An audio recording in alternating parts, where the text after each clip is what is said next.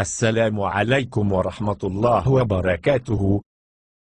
إن الدم المسلمين والفلسطينيين لم يذهب هكذا بدون جدوى، فقد سكتنا على الظلم لسنين عديدة، وقد جعلتم من دين الإسلام مسخرة، فاليوم احذروا من غضبنا الشديد،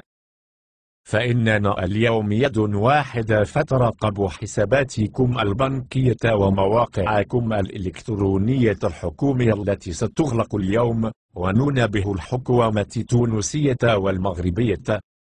إن قامت بغلق الإنترنت فلن نقف مكتوفي الأيدي، ففي هذا الحين تعتبر من الكيان الصهيوني، وسوف يكون موعدنا في 8 مساء إن شاء الله.